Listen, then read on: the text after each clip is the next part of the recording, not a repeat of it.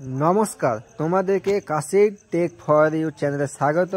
तो आज আমরা আলোচনা করব এসআইআর 16টি দফা গাইডলাইন জারি করলো নির্বাচন কমিশন। না জানলেই চরম বিপদ।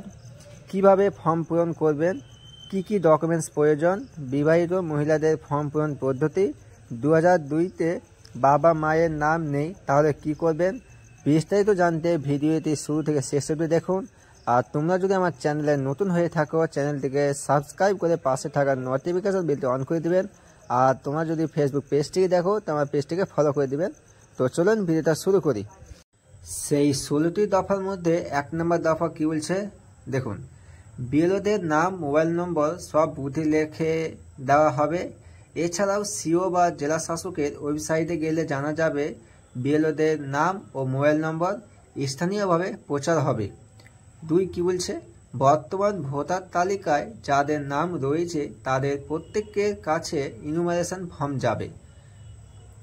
3 কি বলছে, প্রতিটি ভোটারদের কাছে ছবি, পার্ট নম্বর, বুথ নম্বর সহ ছাপানো 2টি ফর্ম যাবে।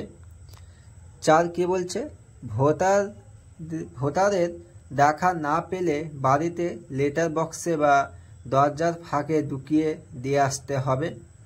5 ফর্ম জমা দেওয়ার সময় কোনো নথি দিতে হবে না, তবে ফর্মের 2002-এর ভোটার তালিকায় তার মা, বাবা, ঠাকুরদা বা ঠাকুমার নাম থাকলে সেই লিঙ্ক উল্লেখ করতে হবে।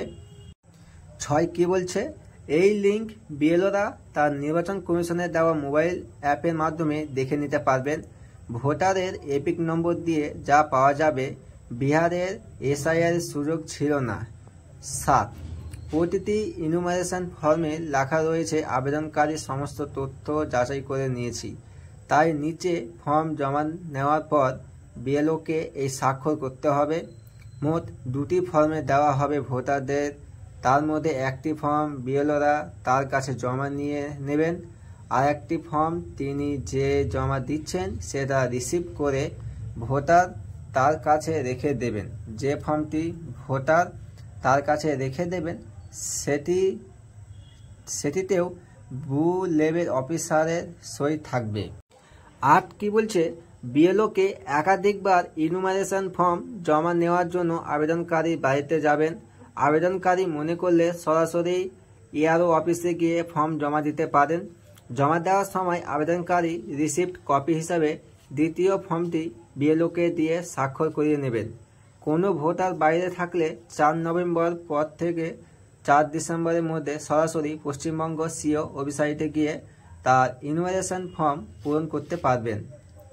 10 কি বলছে, কোনো ব্যক্তি কাজের জন্য বাইরে থাকলে তার হয়ে পরিবারের অন্য সদস্য স্বাক্ষর করে জমা দিতে পারবেন, তবে স্বাক্ষরকারীকে লিখে দিতে হবে আবেদনকারীর নাম এবং তার সঙ্গে সম্পর্ক।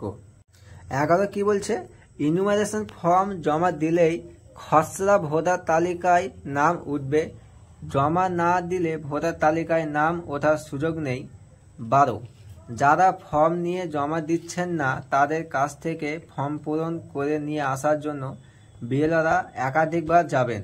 তারপরও না পেলে বিএলওদের কাছে তা সংগ্রহ করে সাহায্য করার জন্য আবেদন জানানো হবে। তারপরও না জমা পড়লে প্রয়োজনে ইআরওরা এলাকায় ক্যাম্প করবেন। স্থানীয়ভাবে প্রচার করা হবে কারা ফর্ম জমা দেননি। 13 যাদের 2002-এ ভোটার তালিকায় কোনো লিঙ্ক পাওয়া যায়নি তাদের ইআরও বা এইআরও শুনানিতে ডাকবেন। 7 দিন সময় দেওয়া হবে। শুনানিতে সব নথি নিয়ে হাজির হতে হবে। 14 কি বলছে, খসড়া তালিকা প্রকাশের পর দাবি ও আপত্তি শোনার জন্য 54 দিন সময় থাকবে, যার ভিত্তিতে শুনানি হবে।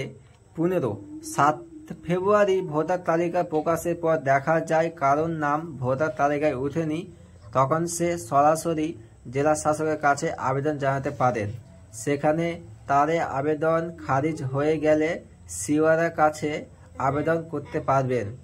16 তারপরও ভোটার তালিকায় নাম তোলার জন্য আবেদন জানাতে পারেন। নির্বাচনের মনোনয়ন পত্র জমা দেওয়া শেষ পর্যন্ত এই আবেদন জানানো যাবে।